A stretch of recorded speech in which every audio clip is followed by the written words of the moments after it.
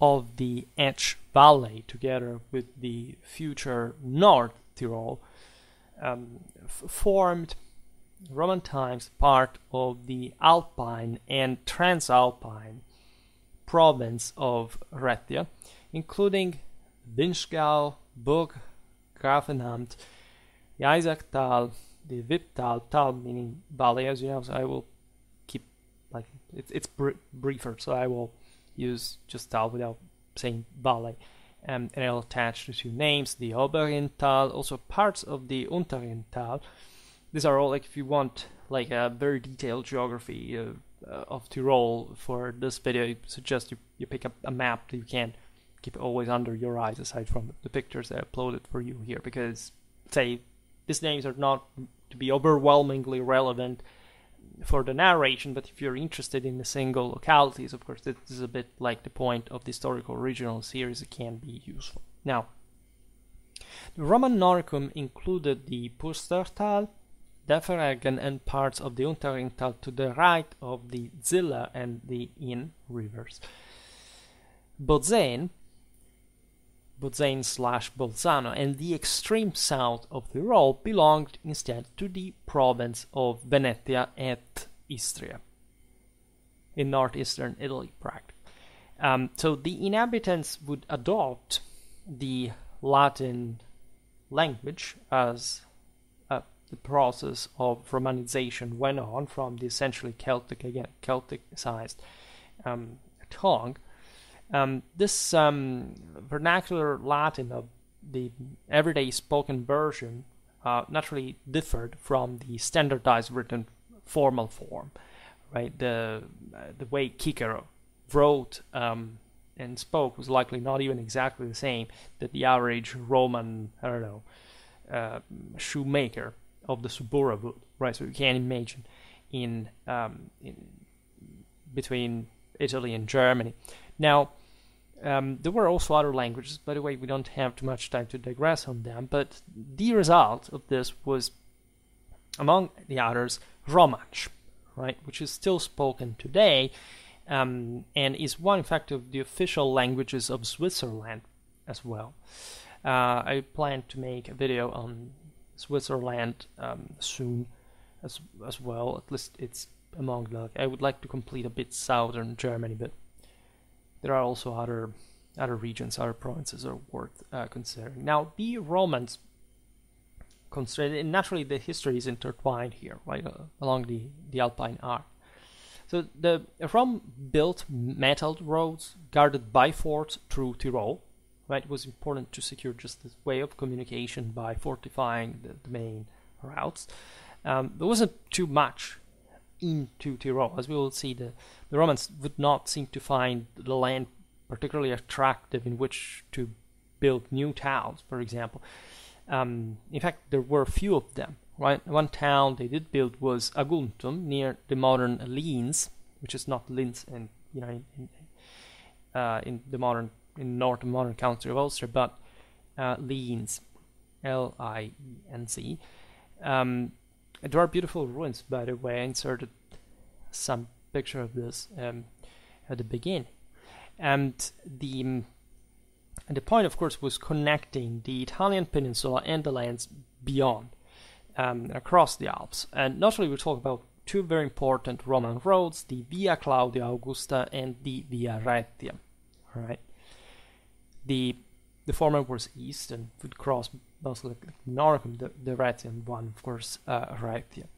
Now, or Raetia, if you prefer, if you really want to have the rough classical pronunciation. And now, in late antiquity, so this, say, Romanization proceeded.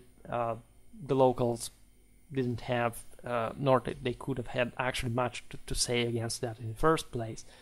No capacity to oppose Rome. And telling the truth, there is this story that the Celts were, oh my God, they were waiting just for, the Germans to free them from it. No, right? The Celts remained under the Romans. They didn't want to know anything about the Germans that had quite caused a lot of troubles to them. And Romanization, after all, made things work in a more orderly path. Now, in late antiquity, Tyrol follows basically Italy in the broader repartitions of the empire. In fact, entering in the Middle Ages, Tyrol belonged to the Ostrogoths, right? It was included in the Ostrogothic kingdom that arrived to territorially in the north up to the Danube, right? The entire everything that was on the right bank of the Danube until Belgrade practically was part of the Ostrogothic kingdom of Ravenna, right? And as long, especially as Theodoric was alive, the entire frontier system, sort of the Alpine locks, etc., remained working fairly well. In 534, however, during the disgregation of the Ostrogothic rule, the beginning of the war against Justinian, the Ostrogoths lost Meran, Vinschgau would be the Venosta Valley in Italian, and Passer to the Franks, right? Because these people had been essentially progressing from the west, like reaching, as we'll see now, the land of the Bavarians, that were really not much of a real, say, unitary people, like, I don't know, the Franks or the Ostrogoths, even if all these had been some, the sum of other groups, right? But the Bavarians essentially would take over these lands as a sort of Frankish offspring, as a sort of Frankish creation. The Ostrogothic kingdom collapsed finally in 553, so the lands of what would have become Tyrol, we will see, because Tyrol is an eminently feudal state, right? It don't exist as a concept before the Middle Ages, and this land at the time would be divided between the Bavarians, of course, in the north, and the Longobards from the south. What is important to stress is that the Longobards, still being the stronger of the two, maintained the upper hand, like they had a greater their avamposts arrived on the Danubian side of the Alpine watershed, right? And differently from, for example, in the Western Alps, where it was the Franks that had the upper hand historically. And this gives you an idea also of the relations of power. At some point, the Bavarians sort of sided with the Longobards, trying to escape the Frankish centrifugal force, but that people, as we have often observed, had a true imperial vocation, and from Carolingian times, how things really went. Now, the Longobards ruling on this territory established the Duchy of Tridentum, or Trent, right, roughly corresponding, in fact, to the modern Trentino in South Tyrol. And the Slavic peoples, even, who had recently taken Carinthia from the Bavarians, settled in the eastern part of Tyrol. Right, we still need to make. Austria made Styria. We have to make Carinthia, and then Carniola, Slovenia. And there was, in fact, on the eastern Alpine arc, these important Slavic settlements of some sort. Most of Tyrol would come under the the territory of Tyrol would come under the control of the Duchy of Bavaria, that had been finally established in 555. In spite of, again, the Longobard upper hand, the southern parts, so including Bozen, Salurn, and the right bank of the Etsch Valley, including Eppan and Kaltern, would remain instead under the Longobards. The frontier remained pretty much the same, right? The Carolingians conquered Italy. The Ottonians established this axis fundamentally, at least a connection between the Eastern Frankish and the Italic crowns. So these were the people who would essentially occupy themselves with the territorial organization of Tyrol in a royal and in an imperial dimension as time progressed, right? In all this, Tyrol was evangelized through the bishops of Brixen and Trent, and the area was subject to, ethnically, to the ancient Germanic laws, the Stammengerechte, in mixed ways, right? Because different parts of Tyrol had different laws. Like, for example, the Lex Romana Curiensis. I made a video, by the way, about Alpine rights, if you're interested. That is overlapping with this because of Cour and the, that center of also legislation, by the way. The Lex Alamannorum, because part of these territories had been settled by the Alemannic refugees fleeing from the Frankish conquest after Tolbiac, that the Goths had in fact settled in more or less like the lands of today's Switzerland. The Lex Baiuvariorum was of course the one of the Bavaria, and the Leges Langobardorum, so the laws of the Longobard kings. Now, with the Carolingian conquest, the Franks organized their territory. We've seen it recently in many ways. Look at that video about the Romano-Germanic government, etc. In counties, right? There is a comital administration that normally overlaps with the episcopal one, right? It was already a thing from Roman times, but the Franks sort of molded their own way through this vassalitic beneficiary systems that tend to, let's say, entrench a bit more for the sake of practicality and sort of unavoidability the lords in this counties. This was true in both parts, right? The Longobard kingdom had historically had duchies, and there was some slight modification, but fundamentally, again, the overlapping of the Roman district with the episcopal, the city district with the episcopal one continued. The Bavarians had already had essentially the Frankish counties on their own, the way they their communities had been organized, and these two areas, like again the one historically ruled by the Longobards and one of the Bavarians, were in fact separated in two comitatus that were separated properly in superior and inferior relatively to the Vallis Oeni, that is to say, the in-valley, right, the Ane-valley. This is the Latin name, of course, of the official titling. The border arose to the north of the Displuvial that was assigned to the Bavarian Duke, together with the Comitatus Norici and the Comitatus Putrisse, that is the Pustertal, that are Cisalpine as well. So we will see this. We've seen it already in the video about Bavaria, that at some point, especially during the 10th century, had an enormous extension. Like technically, large parts of northeastern Italy were considered in the imperial administration to be under Bavaria. Naturally, this territory was incredibly complex. It was part of southeastern Germany, other like properly from in the southeast of the Alps at the Slavic frontier. Then it was Bavaria proper. These other lands in Italy. So it's very, very, very complex.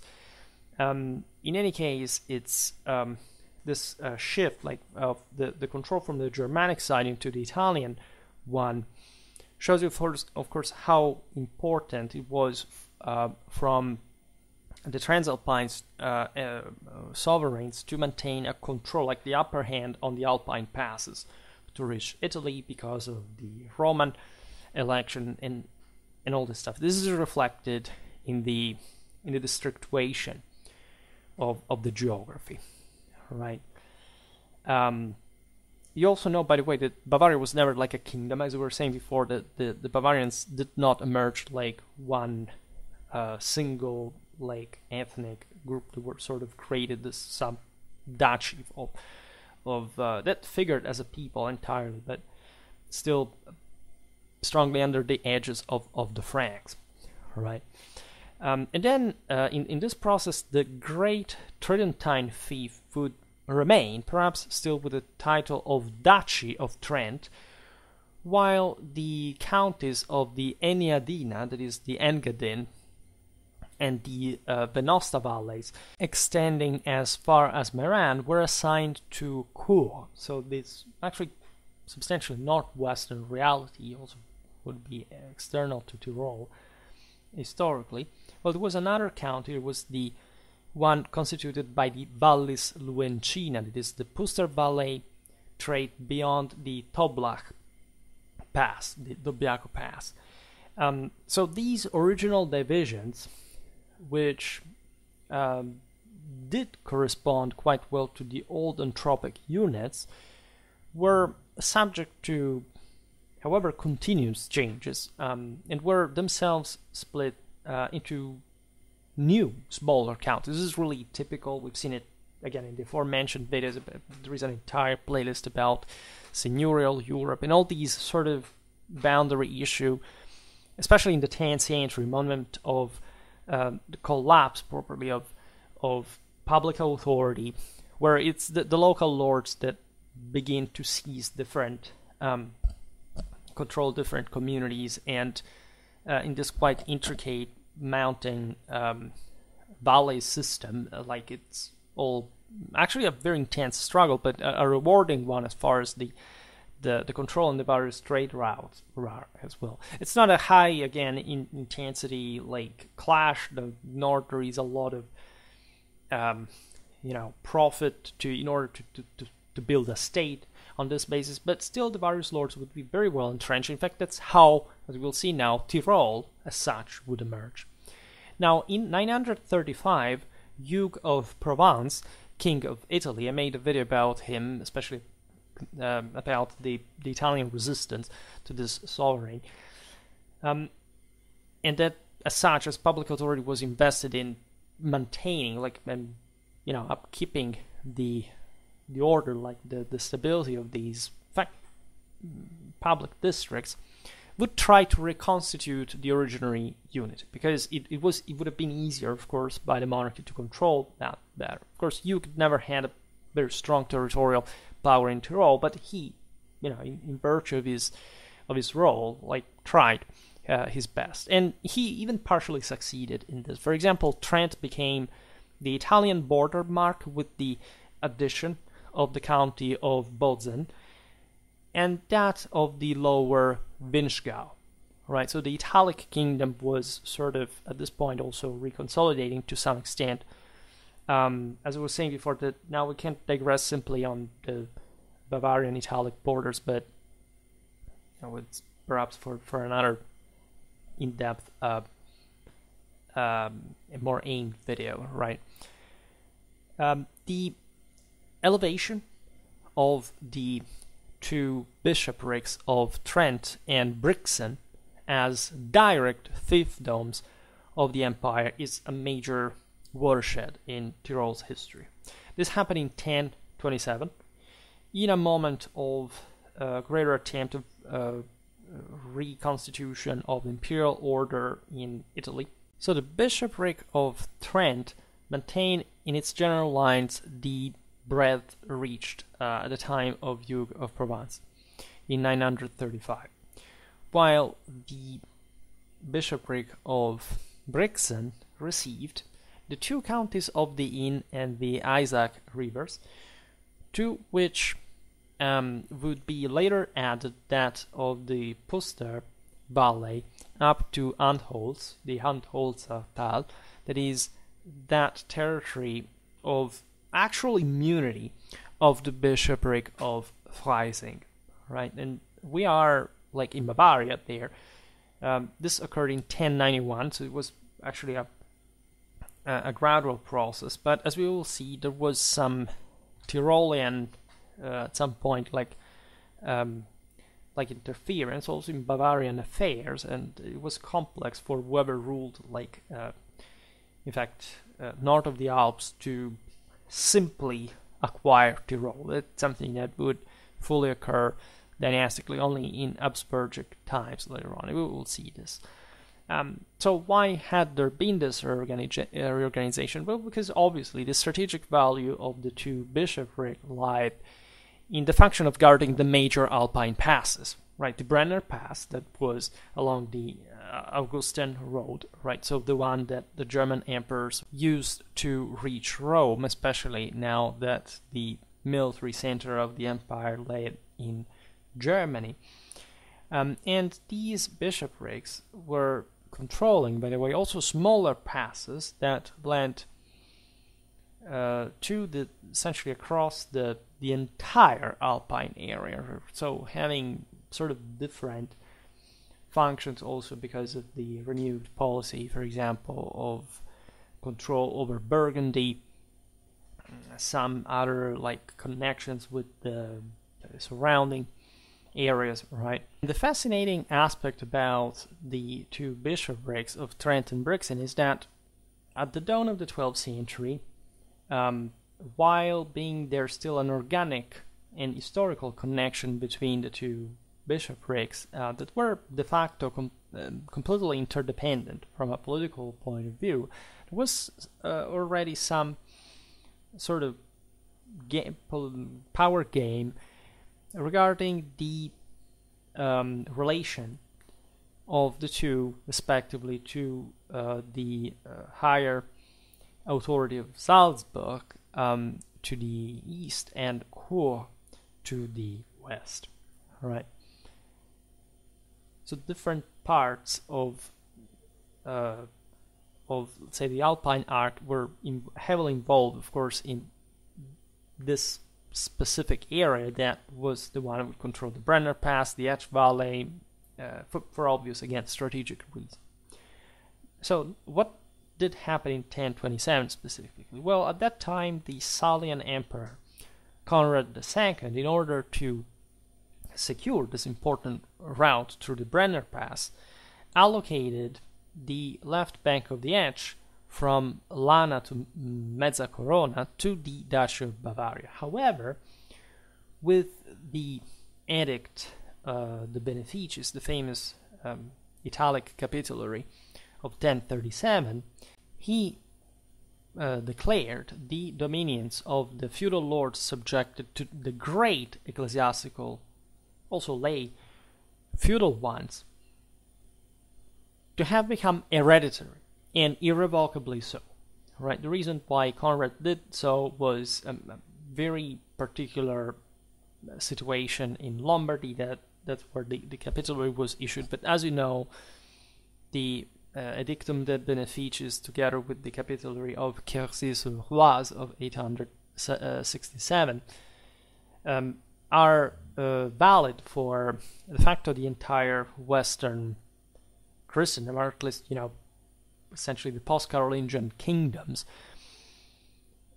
respectively, as much as the inheritance effect of the lesser fiefs as well as the major ones. This would have a profound impact also on Tyrol, because as we will see now with the revival of the 11th century, etc., the lay powers that have existed, like in some lordly form, but as vassals essentially of these major ecclesiastical principalities, start carving out their own private power on their own. And the emperors had, in this sense, tried to co-opt this lower aristocracy to mitigate, in fact, the power of the major princes.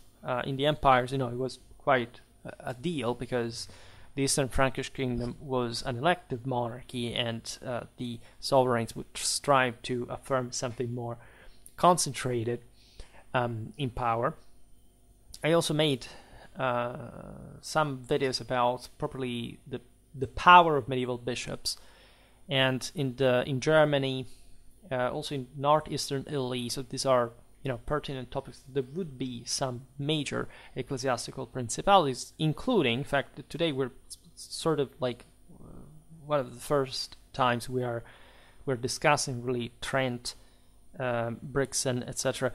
This would make like formidable ecclesiastical polities that would also last historically within the Holy Roman Empire, and this was especially a practice inaugurated in a consistent sense by the Ottonians. Here the Salians are essentially, it's their turn to play, and they kept fostering that dynamic, even though things were sort of getting out of hand, because the proliferation of various powers, especially in the Italic kingdom with the communes, was just sort of making things become a bit more complex, right? But this, if you're interested, I discussed in the videos about properly the Italic kingdom, and again, it's across these two realms. Furthermore, from the very beginning of their power, the Alpine bishops had to cede part of their authority to the major vassals, because, as you know, they lacked the faculty of enacting personally through their own ecclesiastical officials, for example, capital penalty. Thus, these major lay lords were quite powerful people, called the advocati ecclesia, so sort of the advocates of the church, that had to brutally dispose, in fact, of the criminals to enforce the law, but in the process also gaining sort of an important power, especially a military one, right? Because again, the laymen, after all, yes, these are areas in which the clergy is somewhat militarized, but because of the aforementioned reasons, there were some limits to that as well. And so the laymen were at some point very, very aggressive, as we will see now also in the unprejudiced building of their own personal seigneuries. Now, if in the Trento area the feudal lords were not able to immediately overwhelm the episcopal authority, that, let's bear in mind, had its own retinues, in fact, of the other advocates, and in fact it was a competition among the same lay lords to sort of help or not their overlords, right? Both because the latter of secular origin was always consistent, and because in the Trento area the let's say the communal system prior to the imperial donations hindered the complete development of the feudal system, right? There was probably a center that would support the bishop, and you couldn't quite take that out, right? So also in the northern part of the same bishopric of Trent, where feudal law was stronger and the episcopal political authority was thus more recent as more distant, the great feudal lords would arise instead with a decisive position and influence, right? Geography helped a little, because naturally the more you descend in the Edge Valley and the more open the ground, the greater the resources. That's what the Bishop of Trent controlled, whereas up north you have like in the mountains properly, like some lords are able to nest a bit more. If you just tour Tyrol, you know what you mean. If you look right and left while you drive along the Edge Valley, you see a castle here, a castle there. That's exactly the point. That's how the castle of Tyrol actually was born to eventually affirm the feudal state there. All right. So the 12th century is quite important. The local nobility went further, right? They built the aforementioned Tyrol castle in fact, of the modern commune of Tyrol in Südtirol near Meran. And around 1140, they established the County of Tyrol as a feudal state within the Holy Roman Empire.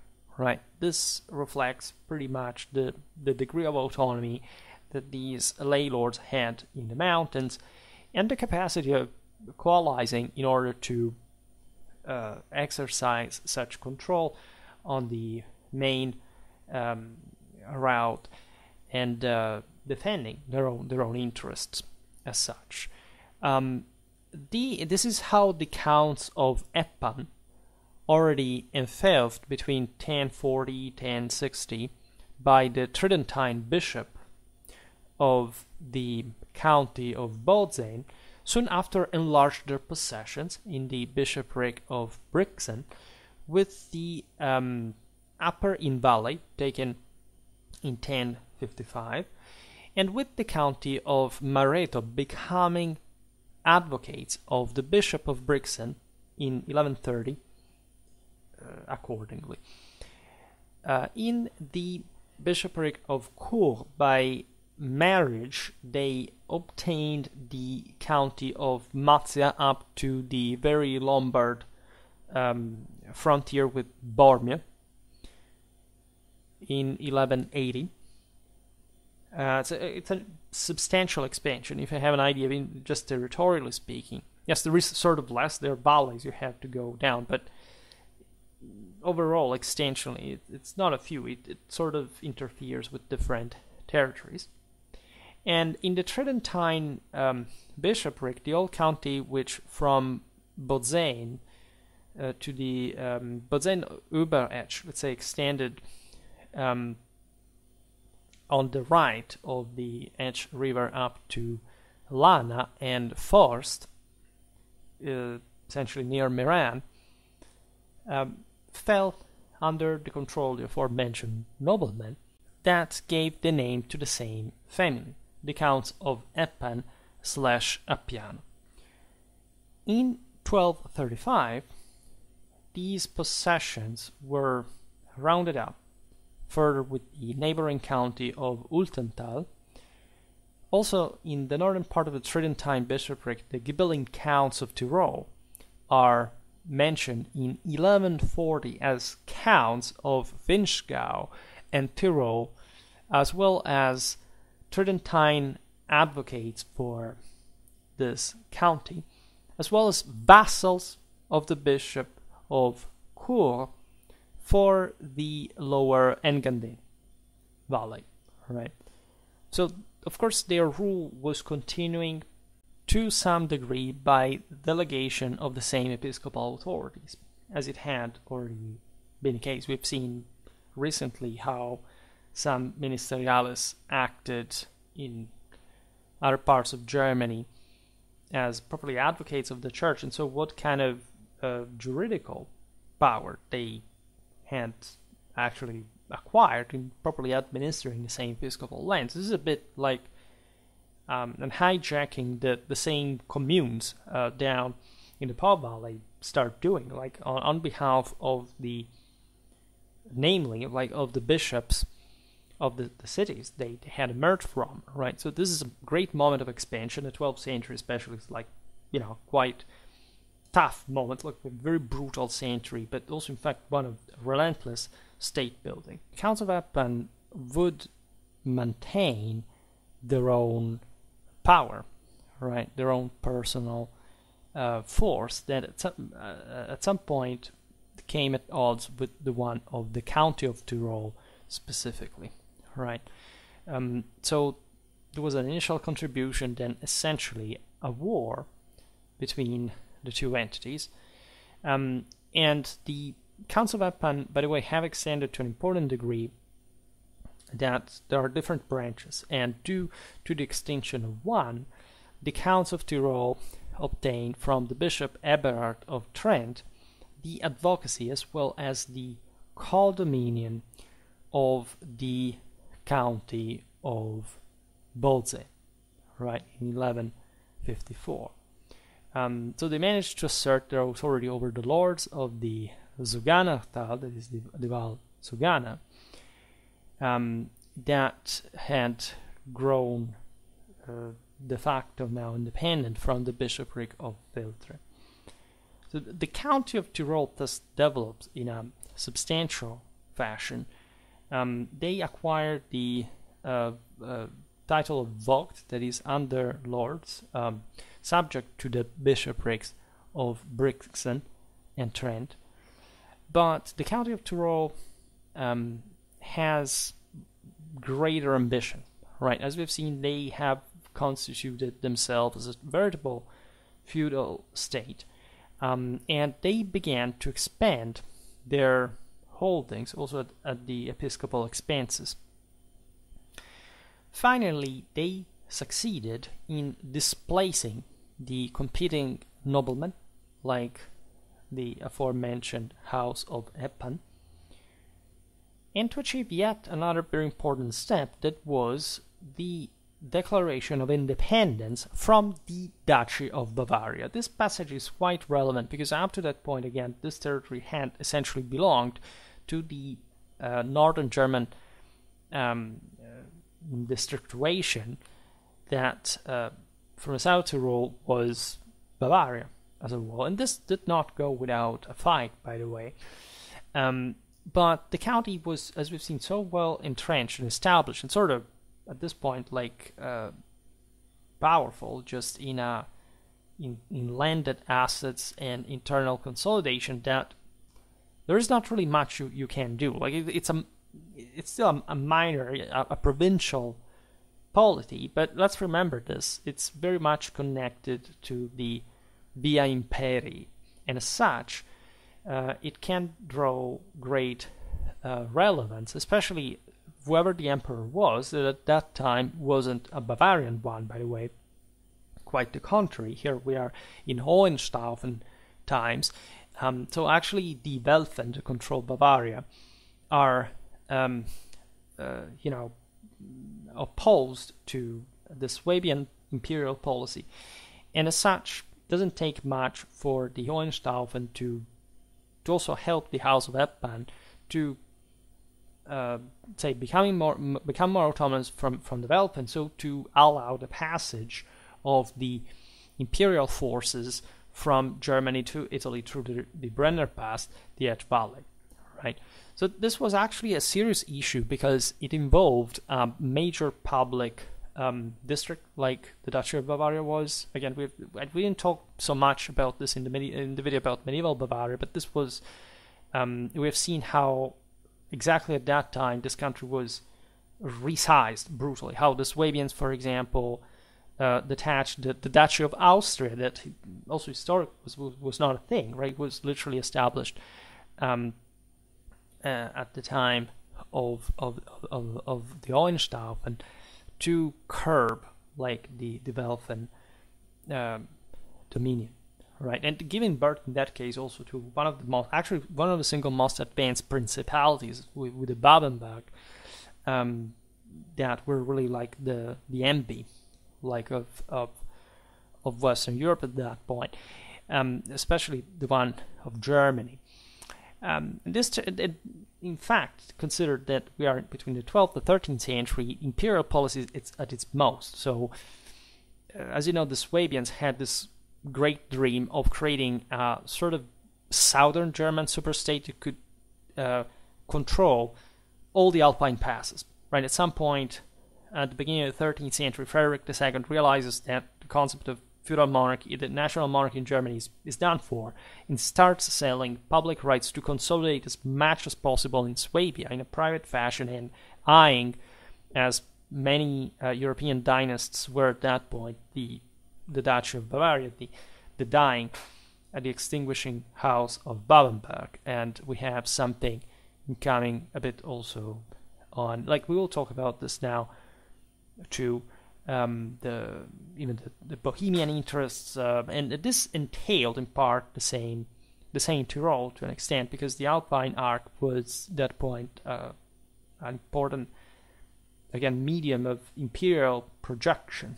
Right, we're not there yet, but consider Ottokar II's alliance with Charles of Anjou later on, and we discussed it here and there already in the videos a bit dedicated about that. But going back to the sort of Tyrolean Bavarian feud, that is not to say that there weren't acts of nicery or bargaining, of course, in a peaceful sense. For example, in 1228, the Counts of Tyrol granted the Saalforst, that was a forest, in fact, to the House of Wittelsbach, that at that point had already installed themselves in Bavaria as dukes, and as a result, that area, the Saalforst, remains as part of Bavaria to this day. You see how European boundaries at a point are, because technically here it's properly between today's Austria and Germany, were determined by feudal concessions, not just the previous public districtuations, of course, and that's why borders sometimes are so random, aside from all. Now, when the counts of Andechs, due to their rich assets in the middle Inn Valley and the Bavarian Plateau, for the Freising investiture of the Bavarian county of Wolfratshausen, for the Brixen investiture of the counties of Pustertal and Noricum in co-dominion of the lower Inn Valley of the Strubai and Matrei and Brenner, had a position in the Brixen bishopric similar to that of the had been at the counts of Eppan. They died out in 1248 with Otto II, who had married Elizabeth, daughter of Albert III of Tyrol. Bit of a complicated history, but make long story short, the Brixen fiefdoms of this family of the Counts of Andechs passed to the latter, to Albert III, Count of Tyrol, that was at that point the sole advocate of the diocese of Brixen, as well as the general advocate of the Tridentine bishopric by concession of the, in fact, Bishop of Trent, Aldrighetto da Campo. This was a further consolidation, a comital line of the many that existed in the area die out, and the Counts of Tyrol basically subsumed this and strengthened their possessions further, and this is again recognized by the local ecclesiastical authority. All right. Since in 1253 the branch of the Counts of Ultental became extinct, and the latter fief was also incorporated by the aforementioned Albert III of Tyrol, that sanctioned this annexation, in fact legally, in the mid-13th century. By this point, and we are at the peak of medieval civilization, it's also of expansion as far as Tyrol is concerned, as we've seen essentially most of the Western polities, and had extended their authority in a contiguous area on both sides of the Alpine watershed, formed by essentially the large part of the Inn Valley, the lower Engadin, the Venosta Valley, the Isaac one, the Pustertal, etc. Like so, all this was held in codominion from the county of Bozen, without counting the fiefdoms and isolated immunities that had been gathered by the Counts of Tyrol on the Garda Lake and in the Zuganachtha. This is how in 1253 the Tyrolean comital title passed in the hands of the Goritzian Meinardin family. This was quite involved and with imperial politics, close to Frederick II, that sort of supervising this passage. As we've seen, essentially the first Count Meinard II had married the daughter of Albert III, and inherited the latter's death the inheritance of the feudal inheritance of the county through his wife, right? So this was an important passage, as Meinard was involved, as we will see now, also in the issues of actually the Bohemian invasion of a part of this territory. At some point were quite brutal clashes, including the Battle of Greifenburg against the von Spanheim, that was already witnessing the second half of the 13th century sort of cracking of the situation. But the county remained standing, like just Meinard had other territories further east, and so everything was sort of more difficult to balance. In any case, there was some other acquisition of, in fact, Tridentine episcopal territories literally like the Council of Tyrol had been doing, right, reducing the ecclesiastical power in the area. For example, in 1265, the Upper Anaunia, the Überetsch, and the Lower Bozen area, the county of N, passed to the Council of Tyrol. In 1289, the county of Sporo, on the road from the lake Molbeno up to the Sarka Valley, was equally incorporated. In 1293, the NOS plan from Rovere della Luna to Lavis, the latter of which determining, by the way, the enclosure of the county of Bozen, that was Tyrolean only in codominion up to that point, with the infected direct Tyrolean possessions, and thus removed from Trent as well.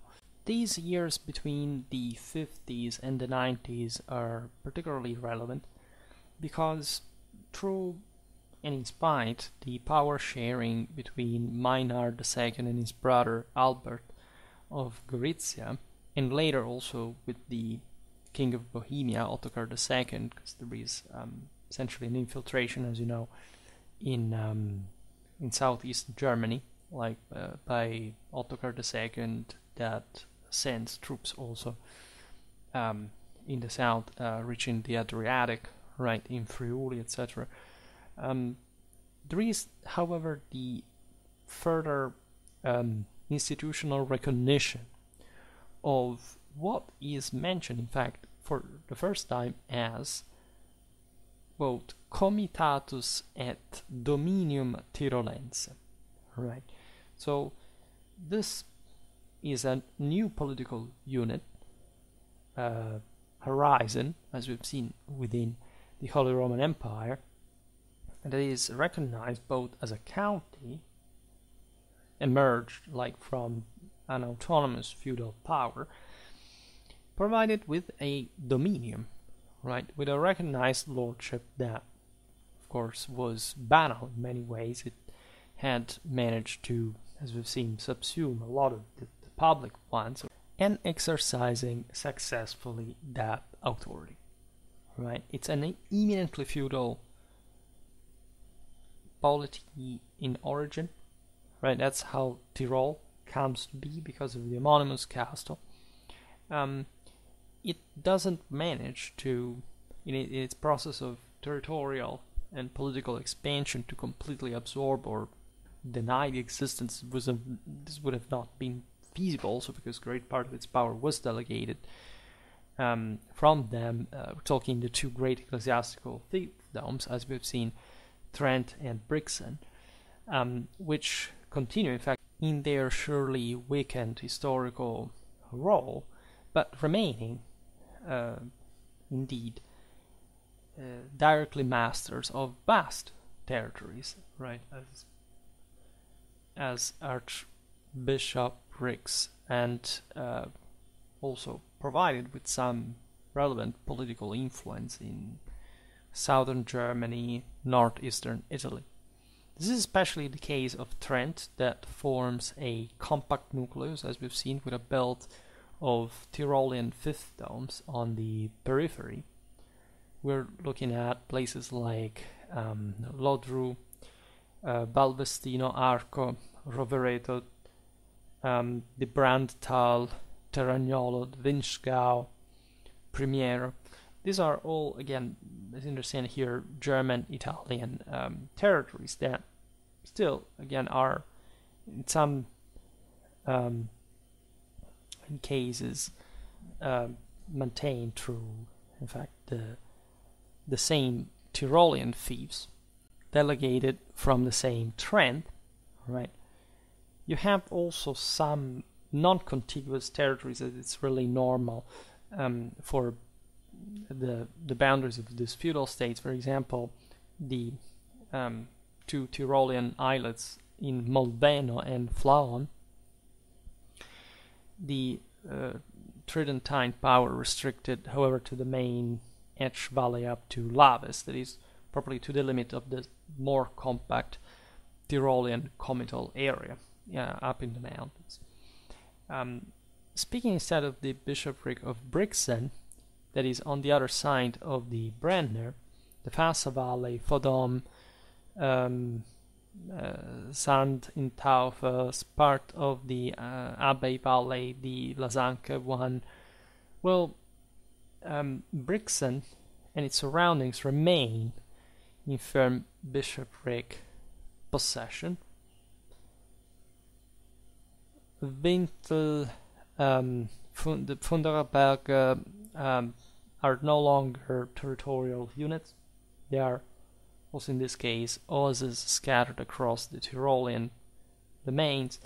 These islands are really normal. Again, there is no, like, of course, boundary, like it's a superimposition of all different levels of hierarchy, and the same counts of Tyrol are cooperating with these authorities, with their agents, and so on. Brixen is a bit less powerful than Trent. Indeed, that is the major center in the area. There's no doubt about this.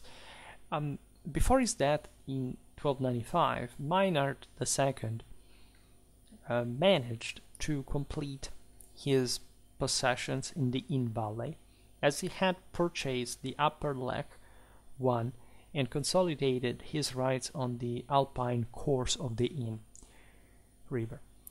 In the diploma of the King of the Romans, Albert I of Habsburg, right, more of these in a while, dated January the 7th, 1305, the northern limits of the Tyrolean dominion are the following: the Zillertal, up to the mouth of the Inn, the Abach stream, this Münster on the left of the Inn in the Aachensee area, the castle of Schlossberg in the Scharnitz region, that of Herrenberg at the Alpine narrows of the Lech, the Arlberg on the old route to the Rhine, and to the west Pontalto in the Engadin Valley. Now, the Habsburgs here are important because, as you know, Albert was the son of Rudolf of Habsburg, who had successfully become Duke of Austria, as you know, already being king of the Romans at that point, but mostly in that privatistic, in fact, princely fashion. I made multiple videos about the Interregnum, and princely Germany also recently had consolidated this massive amount of territories in the southeast of Germany that were a bit like crowning territorially on the north and the east, the Tyrol, right? And in the north you still had the Wittelsbachs that were also ferocious rivals of the Habsburgs, as you know. So there is an interesting game that we will observe now. And Albert was eventually assassinated, but still, like, in his life, having achieved like the continuation of his father's power, and really bringing the Habsburgs in these very years at an incredibly high level, right? So the Habsburgs already looking at taking care of Tyrol, that eventually would end up in their own domains. I made some videos explaining this also as far as the early modern times, like the end of the Middle Ages at least, are concerned, right? So by that point, the recognition of Albert I, you can argue that the County of Tyrol, and as well as the one of the two ecclesiastical principalities of Trent and Brixen, would remain pretty much the same until the 18th century, really, in the status as a general, the prerogatives of the various polities. That's how statally, territorially, the thing is consolidated. There wasn't, in this sense, we are approaching the 14th century crisis, and so there is a bit of recompaction, especially at the local territorial basis and within the polities by through institutional means. The compaction under a single comital rule, like as we've seen before, there were different counties that had produced also the single dynasties that had come to rule Tyrol, stemming from the older Carolingian districts that fundamentally now are, say, they're not eliminated, but they're not politically impacting the integrity of the county, right? There is an over county, let's say, that controls these other districts that remain thus subjected statally to the single counts of Tyrol. There is an entire Tyrolean dominion, and so at this point, properly a Tyrolean identity having fully consolidated.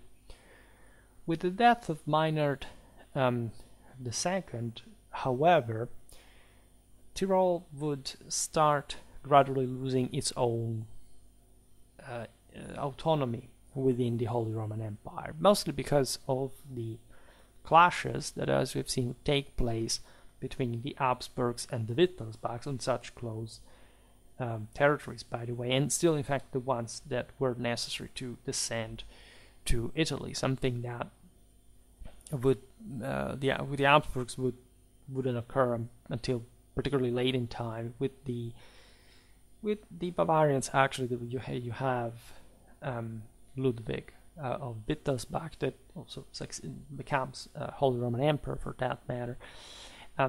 But it's an incredibly complicated history that has to do with the Italian policy of the Habsburgs, the Wittelsbachs, the Luxemburgs that have also come into place, we will see now.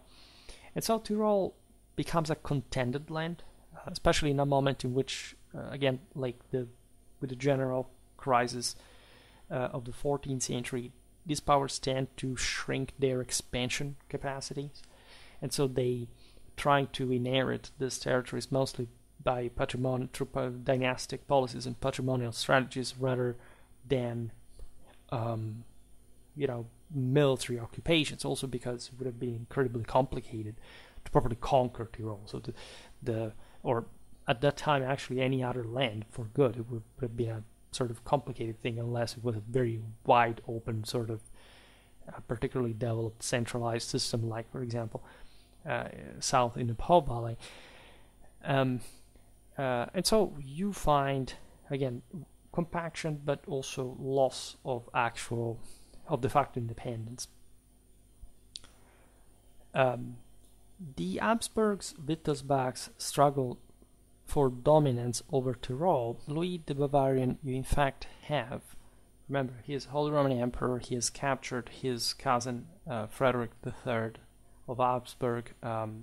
Their grandfather was Rudolf, right, for both. And he has the upper hand, but the Habsburgs managed still, of course, to maintain their territories intact under the dynasty. So there is a power sharing situation with the assignation of the Middle Valley to the Dukes of Bavaria.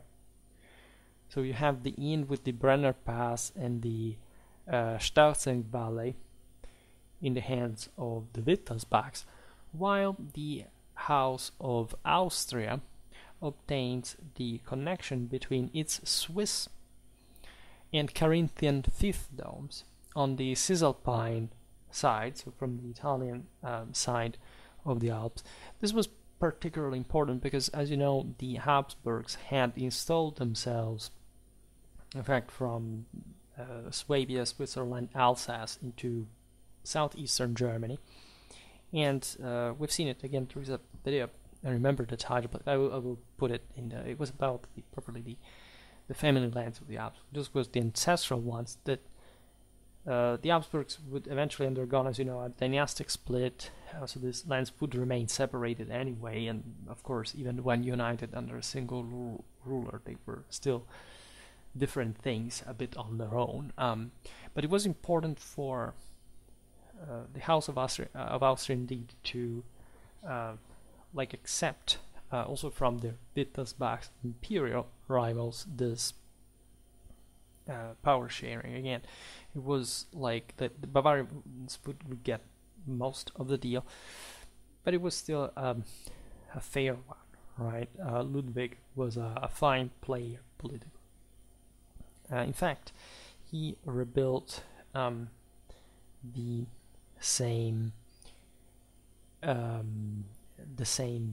county of Tyrol to some extent. For example, he expanded it towards Feltre and Belluno. That was also an anti-Habsburgic maneuver of some sort, because these territories had seen the interference of the Habsburgs often through the counts of Gorizia that had traditionally provided with probably the gateway into the Friulan plain and the Trevisan mark, right, for playing with the local Italian signori that we have been talking about recently. There was also a third player, this at an imperial level, that was the House of Luxembourg, right? That especially with Charles IV had been intervening in Italy since actually also Charles was just the heir to the throne of Bohemia, and his father John, the son of Henry VII in turn, and the guy who died at the Battle of Crecy, fighting blind, right, had descended into the Po Valley and even established some seigneuries, because thanks to the support of the local communes that were being eaten out of the few communes that had remained independent from the major Ghibelline powers, and in that sense, especially the Della Scala that were being sponsored by the Habsburgs. In the Trevisan marks, you understand actually how the Habsburgs and the Della Scala married into each other. For example, like this is an interesting game at a point, and it has to do a lot with the control still of the Edge Valley. Also because these guys do enter. Actually, the situation gets complicated by that power sharing situation, but there are different valleys that are still essentially the Tyrolean one, so you have to pass through there. At least, especially if you are a Luxembourg or a Wittelsbach. The Habsburgs, as we said, had other eastern options, but they weren't so simple, even for them, right? In 1363, you have Rudolf IV of Habsburg, Archduke of Austria at that point, because the guys elevated themselves to the title as they were excluded from the German electorates by the Golden Bull, and that, as you know, was actually a very good, important ruler, not just for this, but also he, for example, founded the University of Vienna. He gave properly to Austria like a role of, international centrality in its court and its posture, right? And the guy succeeded in incorporating Tyrol, that was in fact to fall more gradually under the Habsburgs, right? This had occurred, by the way, with Breasted declaration of vassalage occurred in 1364 from the Bishop of Trent, Albert of Württemberg, that naturally was understanding that the Habsburgic infiltration at that point meant the loss of autonomy, not just of Tyrol, but of course of Trent, Brixen. So this is the moment in which fundamentally the area enters in the greater Austrian, better Habsburgic possession. In 1335, the last male heir to the minor Danes that had actually claimed through, there are complicated, to say the least, mechanisms here, we can't digress on them, but the claims to the Tyrolean, part of the Tyrolean authority, we're talking about Henry of Bohemia, had died. Actually, this is a very interesting character. It's also not particularly well known, but Heinrich Heinrich from the house of Gorizia, as the Meinardines had been Duke of Carinthia, as well as Landgrave of Carniola, and Count of Tyrol nominally, at least. But more importantly, King of Bohemia, Margrave of Moravia, even titular of the Kingdom of Poland in 1306, and also in the following from 1306 and from some other years. This guy's death enabled the Habsburgs to fully take over Carinthia and Carniola. Again, we have to look at this history in detail. In fact, as I was saying at the beginning of the video, we really do need some video about the latter too, because it's never so complicated. The Habsburgs had maintained the upper hand, but these tensions had still sort of dragged on, especially in those sort of far southeastern territories of the Habsburgic domains. But there is a very important figure, that is his daughter, Margaret, right, that maintained like this the title of Countess of Tyrol by inheritance. Naturally, this was debated, because just like her father's had been, so you can imagine her situation, the ambiguity originated from the fact that there were different laws in different lands, and as we've seen also at the beginning within the same Tyrol. So the idea is who does have this right to inherit, right? Can a woman inherit? Some countries in Europe allowed this, most wouldn't. In any case, Margaret is notoriously, and I would actually like to make a video about her, because she's sort of an iconic, like in the history of Tyrol, she has like a very high sort of romantic role, navigating her way in an incredibly tough environment between, in fact, the competing claims, as we've seen, of the most powerful houses of the empire. That is, of course, the Wittelsbachs, the Luxemburgs, and the Habsburgs, by, in 1342, marrying Louis of Wittelsbach, that was the elder son of Louis IV. In fact, he was Louis V of Bavaria. He was also Elector of Brandenburg, as a matter of fact, who died in 1361. She died 8 years later, not, however, before having bequeathed Tyrol to Rudolf IV of Habsburg, who also died, I think, a couple of years just before her, but still to the Habsburgs with great pain of her, because her issue, namely Hermann of Bavaria and Meinhard III, right, of Gorizia, Tyrol, that was technically, however, a member of the House of Wittelsbach, because of that union, his parents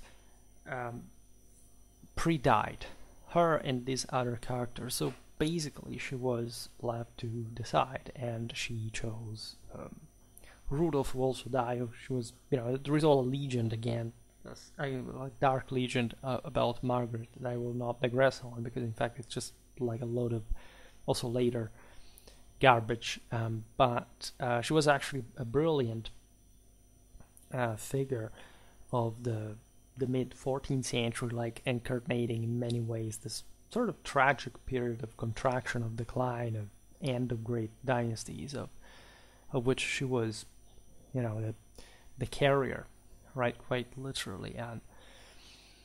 And so this wouldn't end, by the way, the various dynastic squabbles over Tyrol, that were, however, settled in a way the same year of her death by the Treaty of Schwerpunkt, under which, for, say, against suitable compensation as that could stabilize the deal, the Wittelsbachs agreed to relinquish their claims to Tyrol in favor of the Habsburgs. I should point out that the Wittelsbachs had fragmented into 4 separated houses, which wasn't great for the unity of Bavaria, that overall wasn't also that,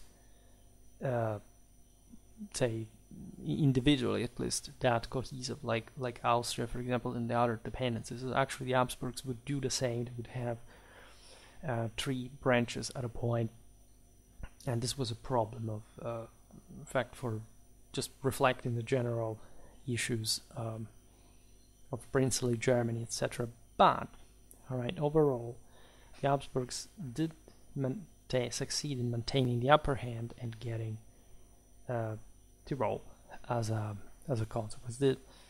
Again, I explained this in part in the video about medieval Bavaria, so if you want to check that out, it's sort of easier, but we'll come back on it. By the way, we talked recently about some disputes between counts and bishops in Bavaria exactly at the time of Ludwig IV, and so it's interesting to see how power really worked down to the local level.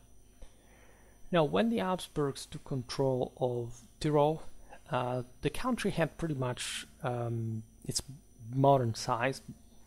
Say, take some territory more, some territory less, because we're still in fluid feudal times, territorially and politically. In fact, for example, lower valley downstream from Schwaz still belonged to Bavaria at the time. The Zillertal and the Brixental to Salzburg, that was, like, also, we mentioned it before, but as you know, was a clamorously authoritative and charismatic and, spiritual center in Germany, and quite, in fact, well framed also in the Alpine arc, with much better privileges and situation than, say, the bishopric of Trent. Brixen and the Pustertal were still episcopal territories, but there was some penetration from the side of the county of Gorizia / Görlitz. That again, it's all something we should make a video about the county of Gorizia. That would be interesting, a nice add to our historical regional series.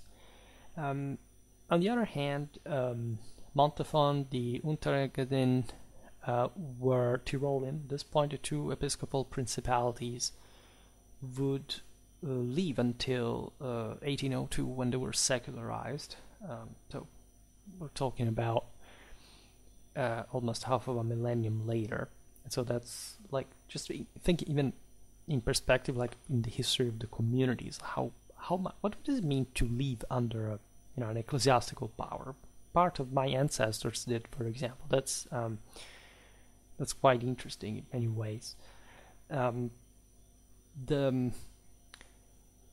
general, however, importance of these principalities had been reduced at the time of the Compactata Tyrolensiorum. We're talking about the Innsbruck Libelle of 1517. Those were also the stormy years, say, anticipating the Reformation, so there were lots of issues going on in Germany. Now, we should talk about modern history, and I really want to, because I started last autumn, actually, as you know, a series about the early modern Habsburgs, but didn't carry it adequately ahead. So what can we say about Tyrol? Of course, this follows, as we've seen in our historical region series, pretty much the pattern of many other principalities. What is very relevant about them, as we've seen, is the purely feudal foundation. Like this would become, like still today, an important historical region in Europe, literally made up from one castle that the local nobility decided to become the center of a truly provincial state. Needless to say, because of the control on the Edge Valley, Tyrol would keep holding a great strategic significance for the Habsburgs. It wasn't just because of that. Again, the several crucial Alpine passes could allow the Habsburgs to play into the Alps, again, controlling them also towards southwestern Germany and their ancestral possessions there during the struggle against the Swiss, for example. The territories of further Austria remaining relevant, of course, for the house. In 1406, following the division of the Habsburgic lands through inheritance, Tyrol reacquired some sort of autonomy, because again one branch of the Habsburgs began to rule from there, and so this provided the land with a Landstand. Right, I discussed this stuff in the triptych I made last winter about princely Germany. Essentially, this stand allowed prominent landowners, for example, the right to be consulted, exercising what was known as their Mitspracherecht. There are other, say, succession dynamics that are quite complex and mostly having to do with the Habsburgic house rather than Tyrol itself. In any case, in 1420, Frederick IV, the Duke of Austria, relocated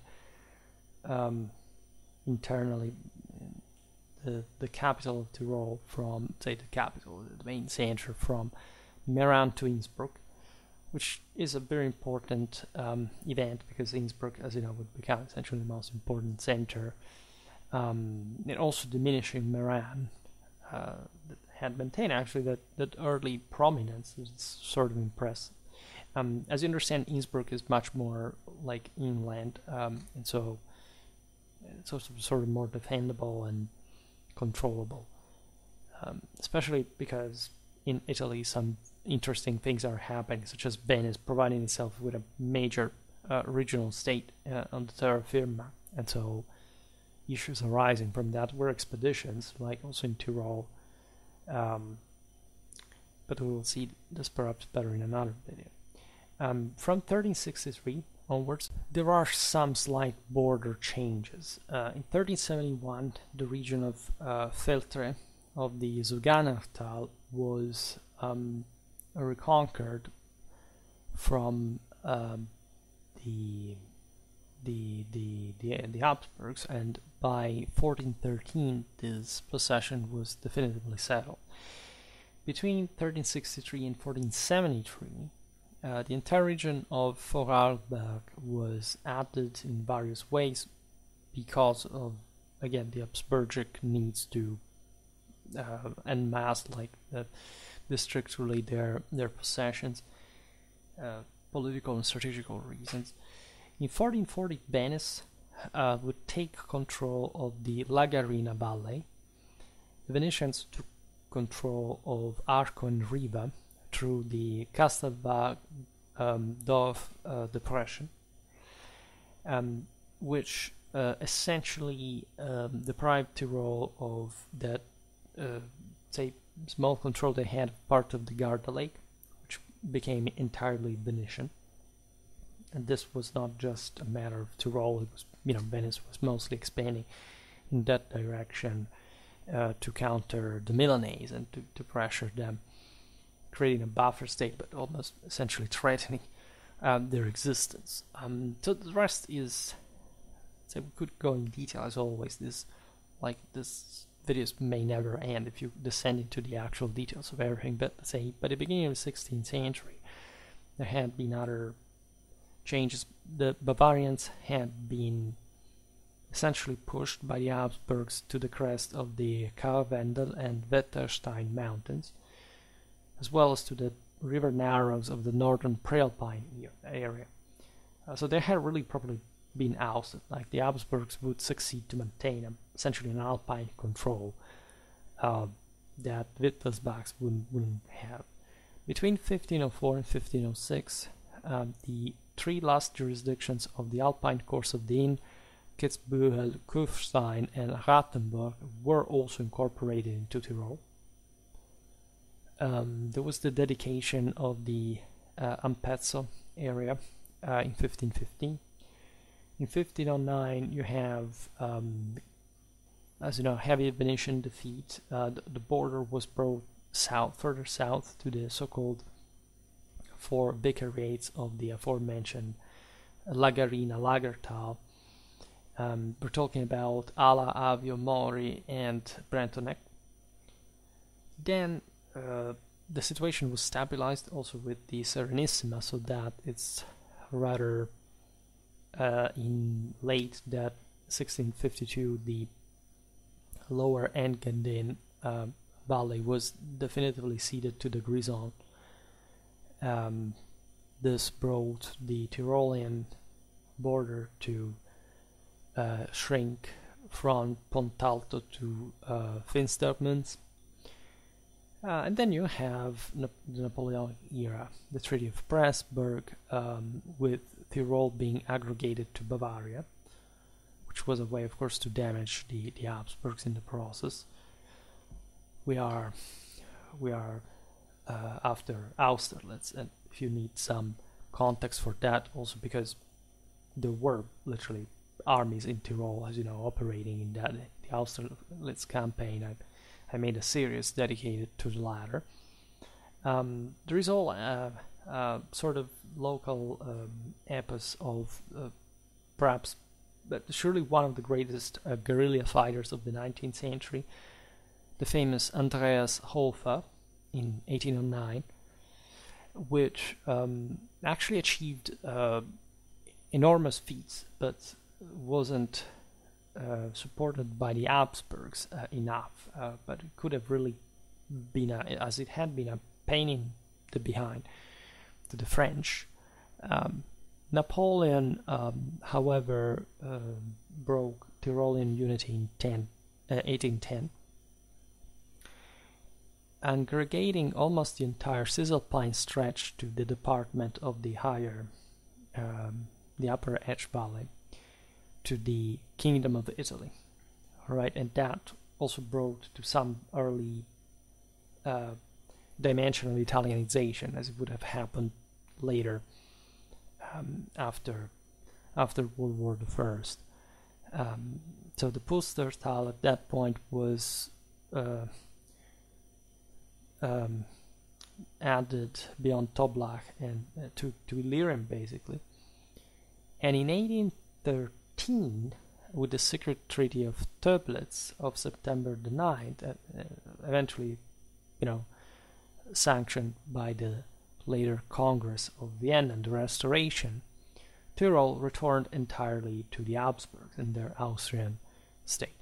Alright, in 1815, in fact, Francis I promulgated the formal annexation of the Trento area to Tyrol.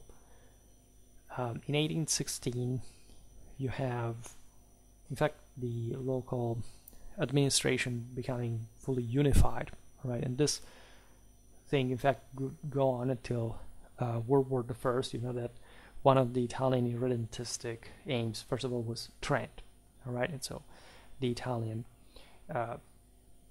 historical element of it, this, in fact, would bring to the Treaty of Saint-Germain-en-Laye in September 1919, the border of Italy to the Alpine watershed after the victory in World War I, and essentially bringing it also to the much more recent reality, and this is so with Tyrol, as you know, one part is Austrian, one part is Italian, even though, and I would like to stress this, the Tyroleans consider themselves Tyroleans, right? So yes, they don't like to be considered Italian. There are, of course, some Tyroleans that are proud Italian citizens to a degree, but they don't want to be considered Austrians at all. In fact, the Tyroleans historically, as Tyroleans, hate Austrians. Like, in general, they don't like anyone. They want to be just in their own mountains, and they have a history to support that. Of course, like as Europeans, we try to get along, and we do succeed after all. And it's always very beautiful and very interesting. Tyrol is beautiful, by the way. I just loaded you with so many pictures here to prove that. Again, pretty much for, what can I exclude from my historical region series? I said it explicitly. This makes for excellent touristic decoying, I would say.